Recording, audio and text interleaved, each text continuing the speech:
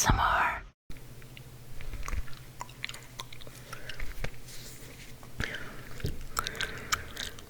This story is posted by Twilight Dreamer 87 in the royalty-free horror stories section of Reddit.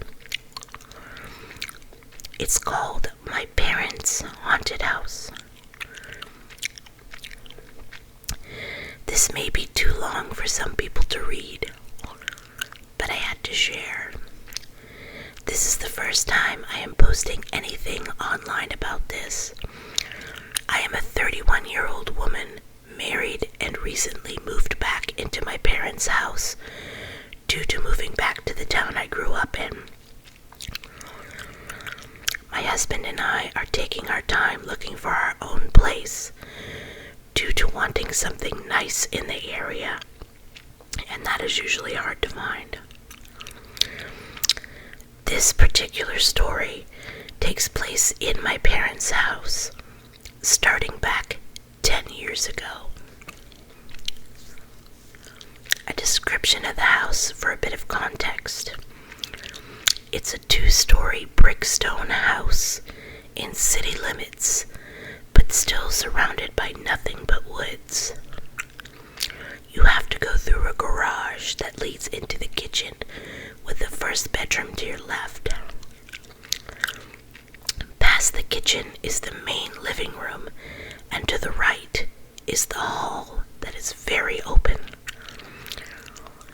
In this area, you will find the main dining room and second living area, but if you continue straight, you will see the staircase to your left, and even further straight is my parents' bedroom and bathroom.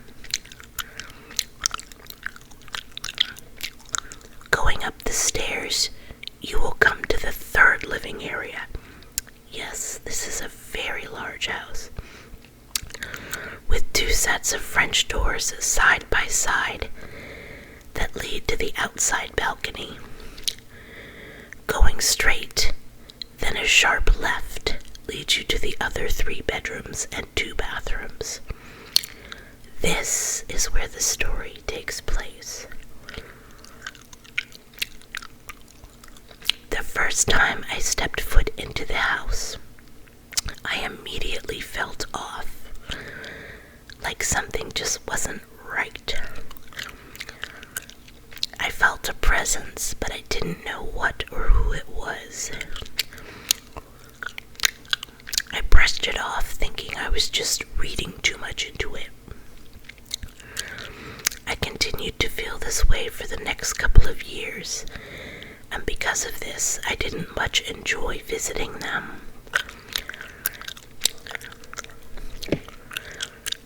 My parents liked to gamble, so they would ask me to babysit my baby brother and sister one day on the weekend. My boyfriend, who's now my husband, loved them so he would always babysit with me. The first few times I really didn't pay attention to the feeling I would get because we would be busy playing or eating with the kids. After that, things kind of chilled out and we would end up watching movies until it was time for us to go to bed. Now my husband is a freak of nature. It's like he falls asleep the second his eyes are closed. Me, on the other hand, it takes me forever to get comfortable enough to wind my mind down. I also don't sleep well even when I do finally get to sleep. This night was the first time I saw and heard something in this brand new house.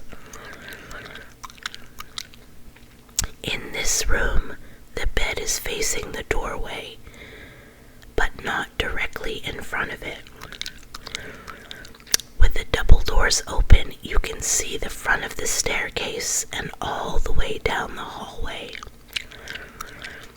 As long as the light is on, that is. This This night, only one of the hallway lights were on.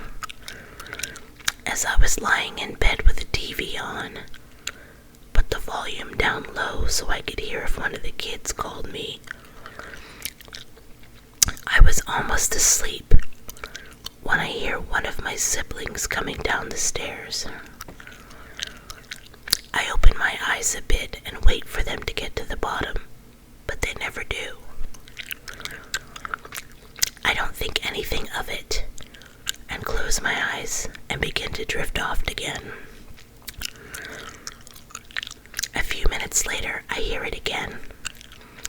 So I open my eyes and wait, but again, they never get to the bottom.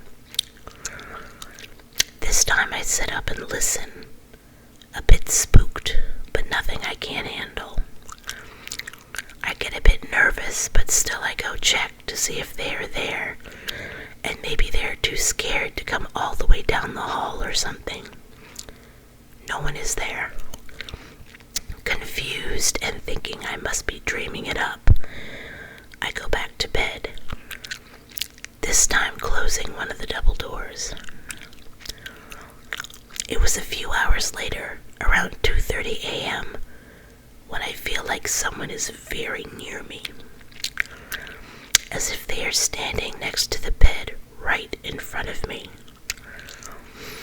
Usually when I open my eyes, I would see the green glow of the alarm clock on the bedside table. But this time I saw nothing. It was pitch black. I couldn't even see the hallway light on, and the TV had turned off on its own. I felt like I couldn't move. I was fully awake now and scared to my bones. I was finally able to call out my husband's name loud enough to wake him. He reached over and turned on the light. And right then, this scared feeling went away, and I was able to move. I freaked out and started crying. I couldn't even begin to explain to him what had happened, because even if I had, he didn't believe in those kind of things. So I told him I was having a nightmare and asked him to go check on the kids. When he came back, he said the kids were fine and got back in bed. With the light on, I was able to fall back to sleep, but it took me forever. The next day, I told my mom about what had happened, and that's when she told me. She had been hearing footsteps on the stairs at night, and even saw someone standing by the door at times. She didn't tell anyone because she did not want to scare the kids. That is when she told me what she had done. She wanted to know what was going on in her house, so she went and bought a voice recorder. One day she decided to use it and went upstairs while everyone was gone.